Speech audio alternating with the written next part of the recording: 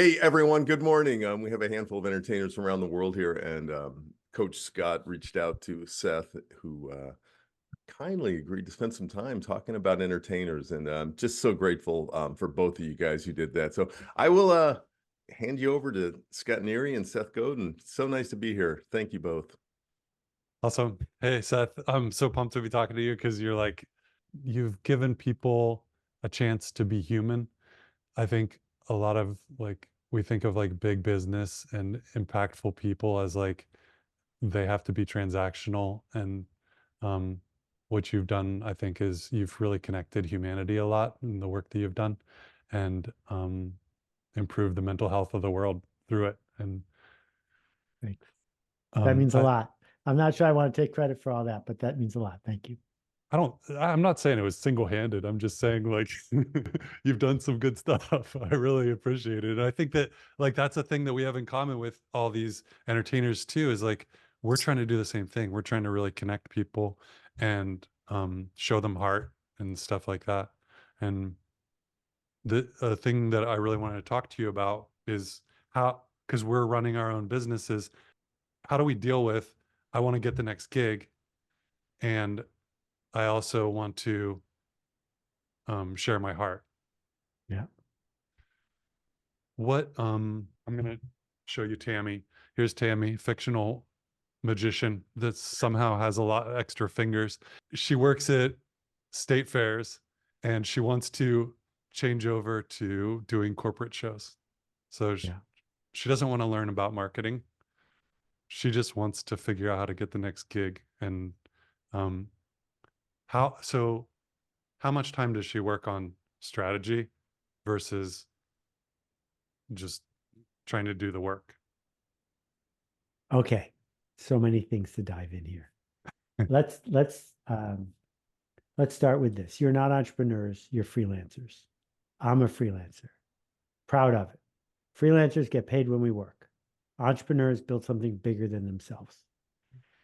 The job of an entrepreneur is to take other people's money, build an enterprise, hire people to do all the different jobs that you can think of, and then sell the thing later to pay back your investors. You need machines of some sort. Freelancers, the only way to move forward is to get better clients. If you have bad clients, you're going to do mediocre work and not get paid very well. If you have great clients, you'll get paid fairly and get challenged to do ever better work. Great clients talk about you. Lousy clients do not. Great clients want you to change something. Lousy clients just want to get it over with.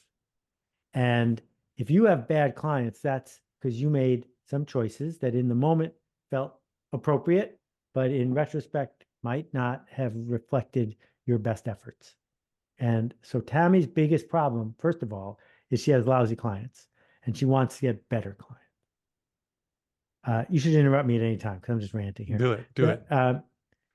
The second thing is marketing is not advertising. Marketing is not hype. Marketing is not hustle. It used to be back when you could run $10 worth of ads and make $20, just keep doing that over and over again. Marketing is anything that touches the market. So it's not like I need to go back to work, I have to stop marketing, or vice versa. Your work is touching the market. So you are already doing marketing, whether you want to call it that or not. And the third part of my immediate response is this. Many people, particularly struggling or non-struggling freelancers, have as their slogan, you can pick anyone and I'm anyone. That if they could just win Google for corporate magician, everything would be fine. You're looking for a corporate magician? I'm a corporate magician. Please pick me. That is not the way you get the clients you want. What you want is for someone to say, get me Todd Neufeld. Yeah. That if they say that, you're going to win the Google search for that every time. And second, your fee is your fee because there's only one of you. And so the hard work is not to say, I want to be a corporate magician. How do I get gigs? It's how do I create the conditions such that they need Tammy to come? And it's not going to be because you are better at a certain sort of prestidigitation. It's because you made a change happen when you showed up. And we can dissect that, but those are the three things that I would start with. You perform magic tricks, right? Poorly. I like to invent them more than execute them, because when I do them in front of people, Achar has sold me many things at Penguin Magic, and I am pleased that the stripper deck I did with them was a huge success.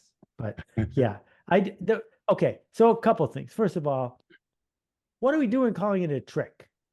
Right. Like there are no other artists who trick you. And secondly, a lot of this is an infection that was caused by 4-year-olds. Because when you do a trick for a 4-year-old, inevitably they will say, I know how you did that. And we're going to dissect that in a second. So, okay. Everyone has probably seen this. 5 cards. You probably have a favorite of these 5. Pick one. You got the one? You got it? Memorize it, please. All right. Did you memorize it? I'm looking at everyone as closely as I can. Yeah. I just took your card out of the stack. Did I get it right? Is your card missing? Terrific. So that's a trick. And a 4-year-old would say, I know how you did that, and be very proud of themselves.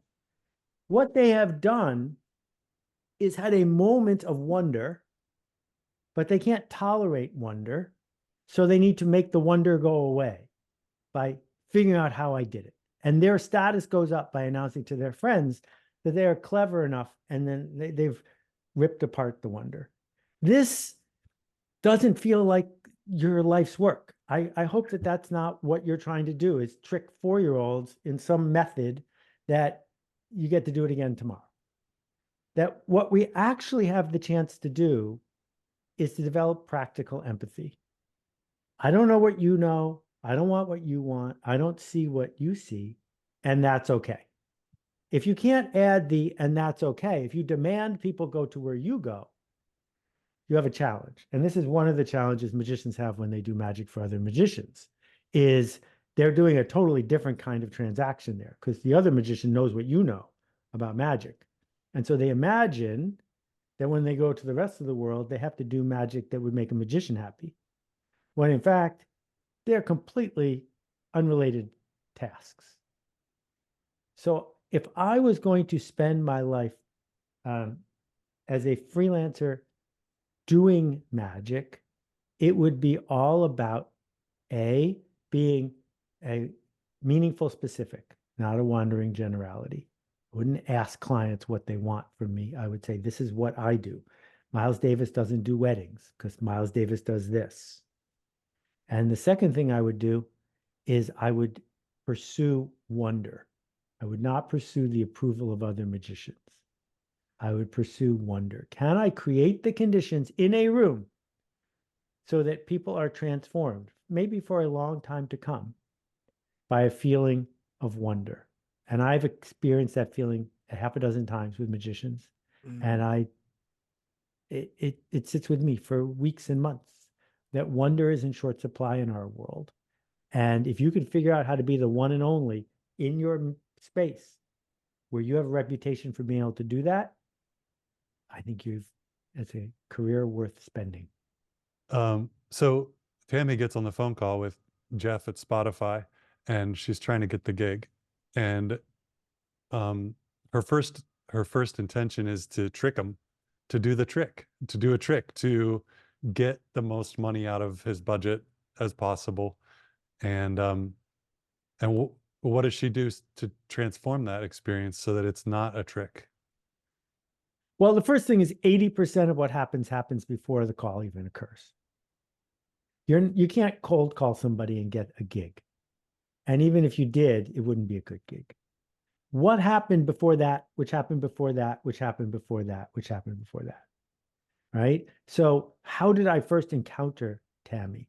Did I see the thing that she did on Fool Us because I'm a magic fan and I am going to get personal satisfaction from engaging with her? Or did I hear about her from someone else, et cetera, et cetera? The second thing is Jeff is not the owner of Spotify. And Jeff has a boss. This is important. because Jeff's job is not to treat money the way you treat money. It's not Jeff's money. All Jeff is buying is a story to tell his boss.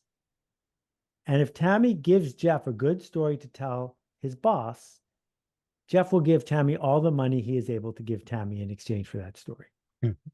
Now, if the only story you're giving Jeff is it's cheaper than it was last year, then Jeff's got to make it cheaper still, because that's the story he needs to go bring his boss.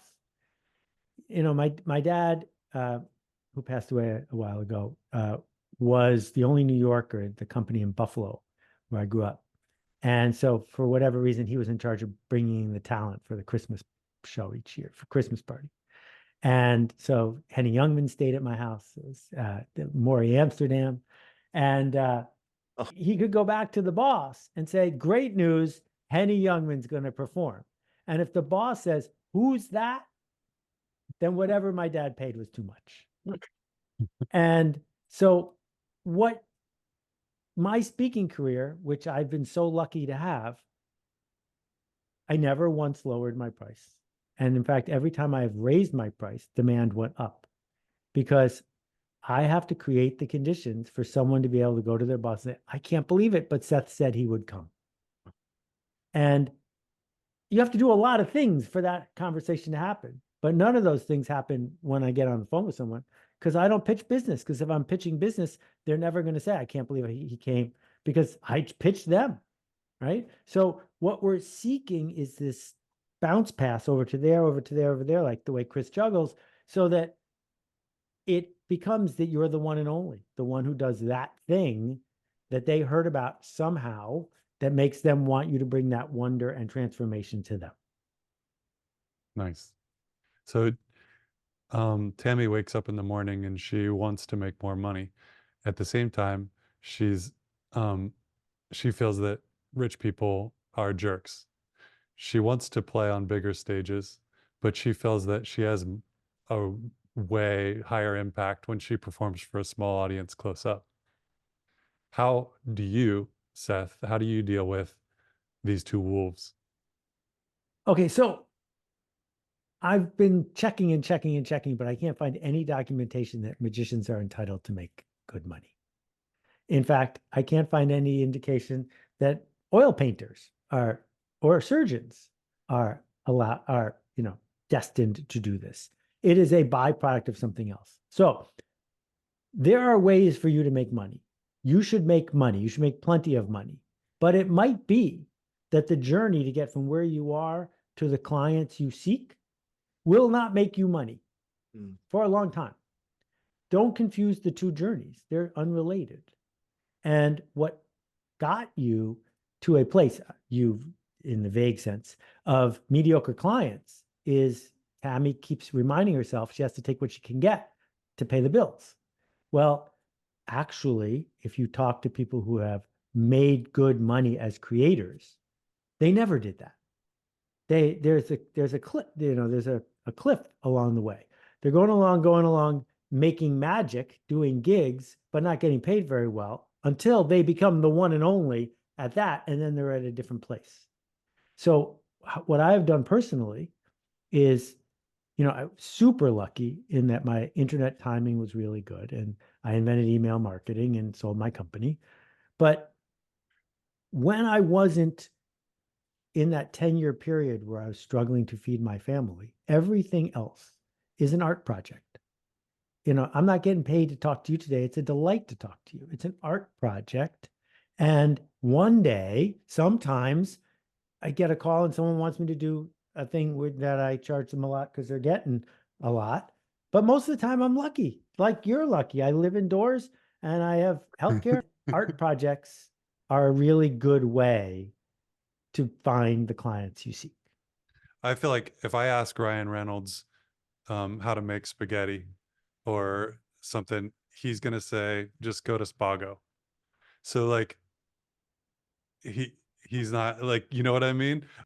Tammy might hear some of the theory and stuff like that and like attract clients and let them come to you and you can choose a very narrow client base and stuff like that. She might hear that stuff and go, well, yeah, from Seth's perspective, it's yeah, he has it easy. He's Okay, super so successful and rich. I got so confused by the Deadpool reference, but let's just go. Tammy's just not that good at magic. Wow. Yeah. Tammy's good at doing tricks. Tammy's good at the stuff that I'm terrible at, like making this disappear. Like I can't do that. She's really good at that. But that's not what it means to be a professional at this. What it means to be a professional at this is to create something that the people you created it for can't stop talking about it. And that is the definition of remarkable. And I wrote a whole book about remarkable. Remarkable means something worth making a remark about, right? And if you're just doing good magic, then that's not it. So, I can't stop watching Markovi. And once you've seen, a couple hours of Markovi, you get the joke, right? But Yeah. how did he even show up on my radar? It's not like I sit down and watch Penn and Teller when it's live. It's, I saw the first thing he did, I think it was in Montreal, the international competition on YouTube. And then I saw that one, and then I saw that one. And then I've seen a couple of the short things. He has a particular shtick. If someone else did it, they would be copying him, right? And he honors Danny by quoting Danny in his Penn and Teller Fool Us thing, using, this is my life thing to honor the person who he's copying. The point is, neither one of them could have gotten a gig in 1967. Neither one of them could have been on the Ed Sullivan Show. The world changes. It changes because some people show up and lean into an edge. And I am sure that there's plenty of gigs he did before that where he was laughed out of the room.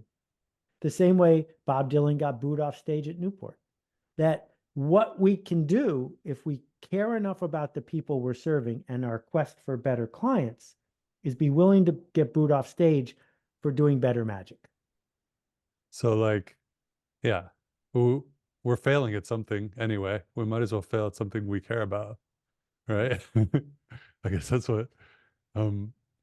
Here's a question.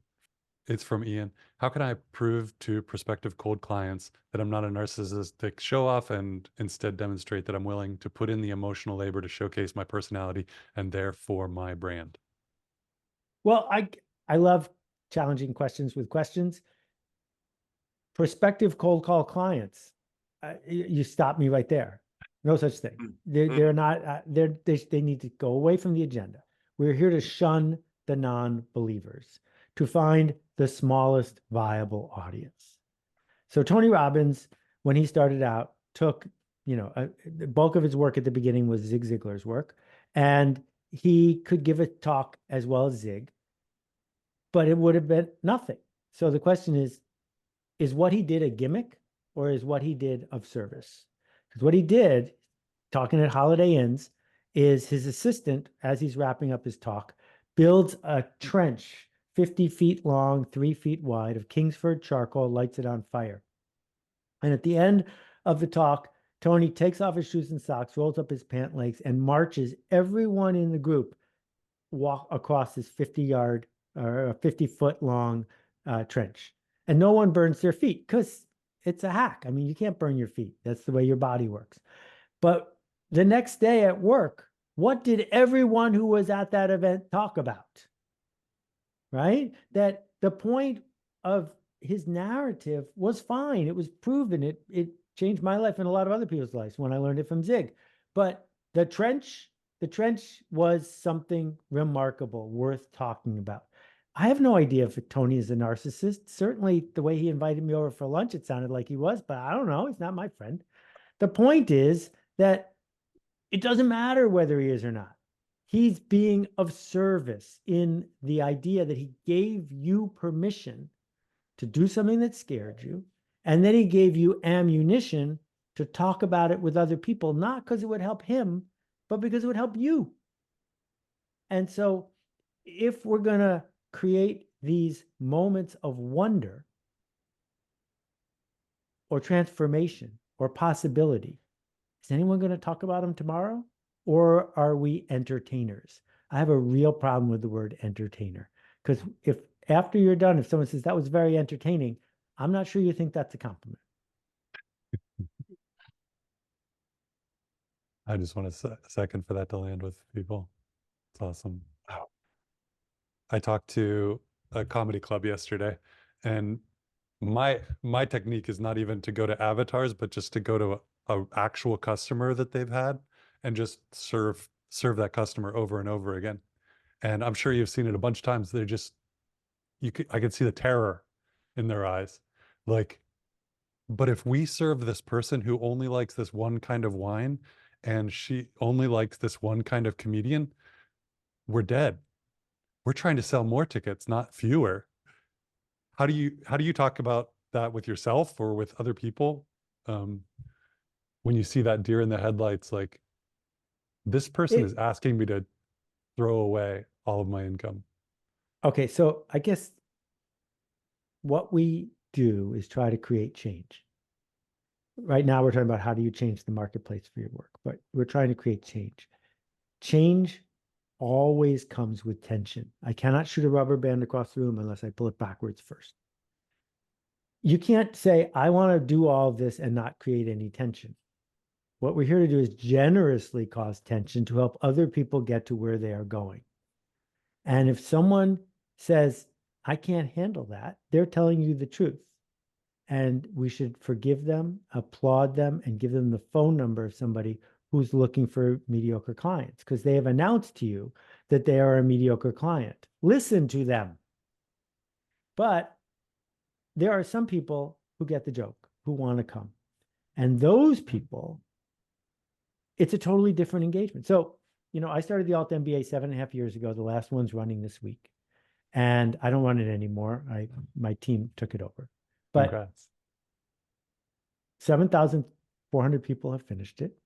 It costs more than $5,000. It's all virtual. I pioneered cohort-based online learning. It changes people's lives.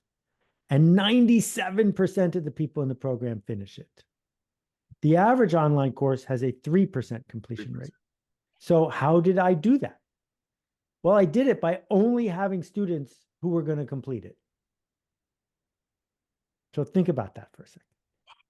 I made it difficult to sign up. I made it expensive. I made people apply. We were careful about who we picked. So of course everyone finished it, because those are the only people we picked. And the same thing is true with your clients. You want to get to the point where you can pick your clients because they know what they're signing up for and they want to go where you want to take them. Awesome. So if somebody wants a $200 magician, then that's their main priority, then I can't do much about that. Right. And I guess what I would say is, if the way you would know if you're serious about the smallest viable audience is simple. How often do you refer potential gigs to other magicians? If the answer is almost never, then you're just saying you can pick anyone and here I am. If the answer is often, like I often send people to other authors, I often send people to other speakers. Why wouldn't I? Right? But if you're, no, I got a horde, then you know what you've decided. From Coach Barry, how do you imagine entertainers might contribute to the future of humanity through our art and performances?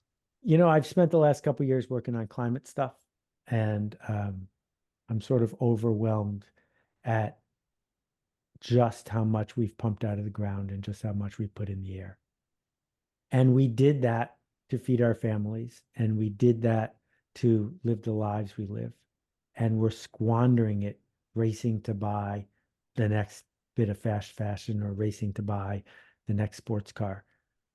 In this moment in time, when we have built so much, when the percentage of people on earth who are desperately poor is the lowest percentage in history, when the world is safer and healthier than it has ever been, we are wasting it because we are consuming instead of being alive. And it feels to me like we don't need more nihilism or gloom and doom. And there's always been people in magic who want to bring Satan into the equation or death. But mostly what I have seen from the world of magic, if I get out of magic for magicians, is the sense of wonder and possibility and connection. And when that occurs, when it's not a magician doing a trick, but actually lighting things up, I think that was worth pumping another barrel of oil out of the ground for, because it made us alive. And so that's the journey. I don't think you're going to cure cancer, and I don't think you're going to, solve some huge civil war somewhere. But I do think you might make people feel a little bit more alive, at least for a while. You're working on a charity thing right now. And I think that a lot of performers, like Tammy, she's like, I would do it for free if I could just do every show for free. I love doing this, and I try to give away as many performances as possible, and I'm exhausted. A thing that I've gotten from your writing is, and your podcast and stuff, is a feeling that like capitalism can be philanthropic. So I feel like playing the game of capitalism in So the let way that you me say it advise. a slightly different way. Yeah. Generosity doesn't mean free. That it is very easy to imagine that the only way to be generous is to just give your stuff away. A generous surgeon isn't generous because she's doing the heart surgery for half price. She's generous because when she is confronting a blocked valve, she doesn't blink, she doesn't freak out. She leans into her fear and she makes you better. That if you go to a doctor's office with a generous staff, it's because when you walked in, they understood you were afraid and they treated you well. They didn't just have you sign a form and sit down while barking at you. That is a generous act on their part. And so the way to be generous is not to say, oh, by the way, I think so little of my work that I'll just do it for free. The way to be generous is to risk things that you are currently afraid of risking on behalf of the people you seek to change. And charging for that is also generous because it lets the middle person who is buying from you have a story to tell their boss, which is, we paid a lot, but we're going to get more than we paid for. Cool. You're killing it, man. This is so Thank you awesome. so much. People are entering some stuff in the chat and stuff. And Hey, here's Seth, another. can I ask Yeah. one quick question? You had talked earlier about being the one. Do you think historically this is a better time, easier time, better time, more accessible time to become the one than the past? Different fields, but in general, the long tail. Yeah.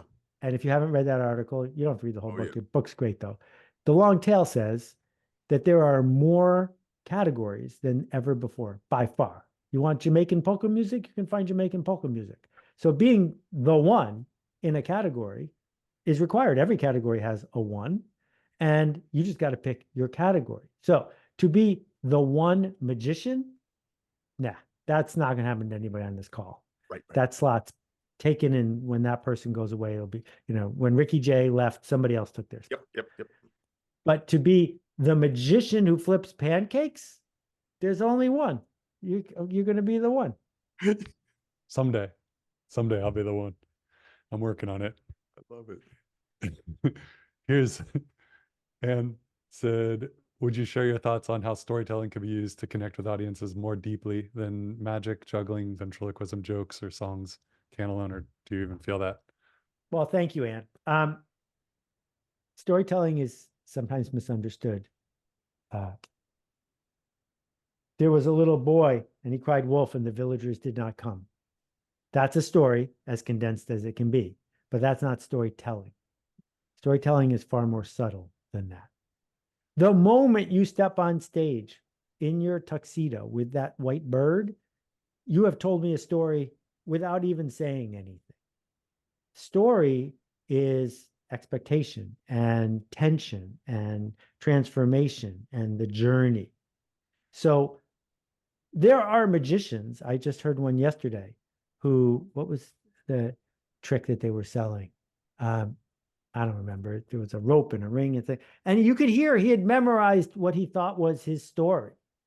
But the fact that he was reading it from memory, that was the story, was there's nobody present in this room right now. There's just a performance by an entertainer of a trick. And that was the story. So one of the things that David Blaine did was when he showed up at Harrison Ford's house, just the way he talks, just the fact that Harrison Ford is standing across the counter from him, that was the story. That weird voice and Harrison and the conclusion, I've sent that to 150 people. Turns out a friend of mine was in the room when they filmed it. And like, I was like all over him. Like, the point is, story is way more subtle than you think. It seems very gray area too. It's like, how much of the story am I controlling? Like, even like Coca-Cola, who's doing so much to control their brand, each individual person still has some weird story about it. Like, I had an ant that was on a can. When I got the can out of the dispenser, there was an ant on it, and it's ruined Coca-Cola for me forever. So like, so let's talk about Coke for a second, because I think the metaphor here is useful. The real challenge Coke has, first story that they had to overcome, is Coke is boring. I'm the kind of person who drinks a soda you never heard of, or a soda that's better quality, or a soda that's this or this. And then the second challenge is Coke is diabetes, Coke is big corporate, Coke is lazy. They didn't do anything wrong to have those things occur, but those things occurred. The same way, if I'm at a cocktail party with my friend Annie and she says, we have a magician tonight, I'm all excited and half the people are rolling their eyes. You had nothing to do with that story before you walked in the room, but it's really there. so I think this is a thing that we advocate a lot, is like having a conversation with the client and figuring out what their story is already, so that we can help to show them what our story is. Yeah, I mean, when I do gigs and I don't fly anymore, so they tend to be like this. I say, what's the change you're trying to make? How is the audience supposed to be different when I'm done? And some clients can't answer that, because if they were honest, they would say, I don't know, my boss hired me to hire you. I don't know what to tell you. And so to those people, I say, do you want me to bring new stuff or my greatest hits? And they say, bring your greatest hits. And I'm like, fine, happy to do that for you, because now you can tell your boss what you got. But who do you want your audience to become is what the best clients can answer, because they're saying, you know, I'm doing one in a couple of days in Korea, and it's like, these people already know this, but I want them to be excited about that. So now I can honor their competence and wisdom around this, and then use it as a platform to make them feel comfortable with their experience of that. Now, if you're doing a trade show booth, they might just say, we want a crowd. Okay, great. And please don't make fun of us or our competition. We don't want the hassle. Now you understand what you're here to do. And the question is, can you do that in a way that a week later, one of their clients says, and by the way, that magician was great, right? What does great mean in a trade show environment? It's different than what great means at a cocktail party environment. And so, you know, Annie loves the fact that the cell phone video of me almost having a heart attack when the magician did something extraordinary still sits with me. That was worth it for her to bring him in, because she also has seen my face when she brought somebody else in, and I was like, you're doing magic for magicians. Don't do that. Don't. Let's do another one here from Coach Jen. I homeschool my 7-year-old, and he asks interesting questions. How can we as entertainers, speakers, help our clients solve their problems in more interesting ways? Well, first, Jen, your son is lucky to have you. I think it's your son. Anyway, I wrote a book about education called Stop Stealing Dreams. You can get it online for free at stopstealingdreams.com. And learning is about accepting incompetence on our way to the next thing. Because as soon as you discover there's something you don't know, you are incompetent until you know it. And part of the challenge we have as magicians, I'm saying we, even though I'm not one, is I just saw a trick. part of the challenge is we don't resolve the tension particularly well. And educators need to resolve the tension well. We need to create apparent risk so that when someone encounters the risk and survives it and gets to the other side, they have added one more layer to how they approach the world. And I'm not sure that's in your brief. I'm not sure that's what people are hiring you to do, but that's why it's different than learning. That with learning, I try to get people comfortable with being incompetent so that they can come out the other side now feeling competent again. What are you interested in learning now? Me? Yeah. I spend a lot of time trying to figure out how to be insightful about AI and using it as an interesting tool. I really want to get, as I was telling you before, to be able to pass clubs. Yeah. And the AI plus the internet means there are no facts that are unavailable to us anymore. So there's a different kind of learning that we're talking about now. And like I have a friend who wanted to understand Homer, so he learned ancient Greek and then read it in the, like I couldn't take that on. That's just outside of my purview. But when I get in my canoe most days, I now paddle on my weaker side because I don't know how to make my other side much better. So I want to teach my other side how to do it. And it's these moments of incompetence when I'm out and the Hudson River's got a current and I know I could just get back much more easily if I would switch sides. I like that feeling of saying, no, you're going to dig into this one. Nice. Talking about AI, I've heard you talk about it a little bit. The major questions are usually like, do I need to learn or deal with AI? And the other question is usually like, will it destroy my job?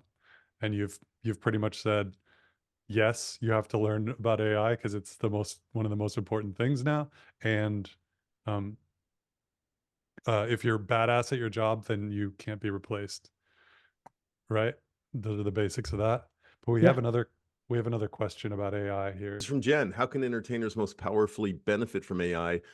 In other words, increase the creativity instead of having it make us lazy. Here's what I have found far and away the most useful use of it.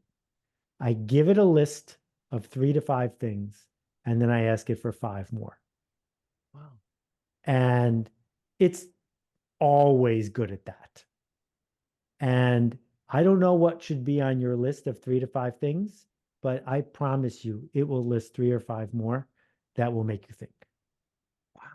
Nice. I had a cooking show in San Francisco where, like, because of the pancake thing, then I started doing this live cooking show and every week I had a different theme. So it would have been so helpful to me because I had like spring break at the Vatican was one of my themes, or what if robots could eat, and gingerbread crack house. So like just putting those 2 ideas together and making a list of things they had in common would have been so brilliant for me. Yeah, and if robots could eat, I think they would eat French fries because they're greasy. Yeah. I had O-ring. I had onion rings, O-ring. I don't know what it was. It was nonsense. So fun. What skills do you think are most needed in the corporate and educational settings? And how might we use those skills as entertainers to make skills? And specifically, if Tammy wanted to get into speaking, what do you think she brings to that arena? First, I will tell you how, when I do my magic tricks, I do them. Not because it's the answer to that question, but because I haven't talked about it yet, and I think it's a small insight. I have the other person always perform the actual miracle. And so there's that trick with the 4 aces at the top of the deck with the reverse shuffle, and they get the 4 aces, not me. And if you can do a couple tricks in a row where the other person reads your mind or the other person produces a miracle, they find something that is often denied them, particularly as young adults, which is agency and achievement. They're so busy getting an A and then being amazed by people in power that when they can do something, it really sticks with them. Like a year later, they'll mention it to me. So I wanted to say that. But first, professional speaking and then skills. In my experience, there's a bimodal distribution of professional speakers. There's a hump at 0 because there's a large number of people who will speak for free for a bunch of reasons, some of whom are very good. And then there's a hump at 30, 40, 50, 60, $70,000. And in between, there's almost nobody who makes $10,000 giving speeches. Because why would you pay $10,000 for an unknown person to give a speech when you can get an unknown person for free? And so the way you get the second hump is you're famous for something else, or you're famous for being a TED speaker. So if you want to get paid to speak, first you got to be famous. Then you can get paid to speak. Go do the work to be famous, and then people will call you to speak. But don't expect that you can work your way up that bimodal distribution. It's very, very, very hard. If I had to do it today, I couldn't accomplish it. So then what are the skills? Well, the question comes back to where we began, which is, what would you need to develop that isn't a gimmick, because gimmicks don't last, they're not resilient, that would make you remarkable? Because if you are remarkable in a circle of people and you have a scarce resource, the value of that resource will go up because people will talk about you and you are the one and only. So that is the hard work, but it happens that that's what most of you signed up for. That most of you do not do the stuff you did when you started at 12. You have advanced it. Unfortunately, because of the magic industrial complex, you've largely advanced it to make other magicians happy. And the work is to dig into an unknown frontier where you cannot find the deniability of I'm just following in Blackstone's footsteps, but have to instead do something that might not work on a frontier that's yours and yours alone. And that's hard to pull off. Thank you so much, Seth. This has been 45 minutes so far.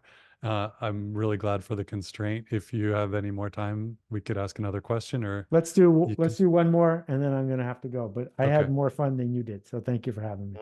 Oh, okay. Well, you haven't seen my feet dancing around. So here's. You have a foot cam, don't you, Scott? No. Let me switch over to foot cam. Would you share some thoughts on how we can assess the biggest gaps in learning that we as entertainers might be able to fill, and then how to convey the value to our prospects? I'm coming around in a full circle, which is this. Great. It is really hard to persuade people to want what they don't want, and much easier to help people get what they wanted all along. Now, there are some people who have done important culture bending work to persuade people not to want what they want or to want something else. Not your job, for sure. Your job is to find people who want to go where you want to take them. So there's no persuading here. There's just signaling. There's just figuring out how to put up a flare. So someone who says, I've been looking for that my whole life, races over to do it. Ricky Jay did not have to do a lot of promotion to sell out his Broadway show as many nights as he did, breaking all sorts of records, right? The fact is, if you knew who Ricky Jay was, and you're the kind of person who wanted to spend time with Ricky Jay, this was a once-in-a-lifetime opportunity. I'm going. That is what we seek to do. Create the conditions for the people who want to get to where you're going to know that you're there and want to come with you. Awesome. Boom. Thanks a lot, man. Hey, Seth, thank you so much. This book, we did a book club on this in our mastermind. It's a Bible around here, man, and everything you've done. Scott, thank you so much for reaching out. Seth, so thank you so much for sharing your art with us today. And thanks for giving us a chance. Thanks for giving us a chance to make the magic happen in our own hands. Thank you. Thank you all. We'll see you. Bye-bye. Bye.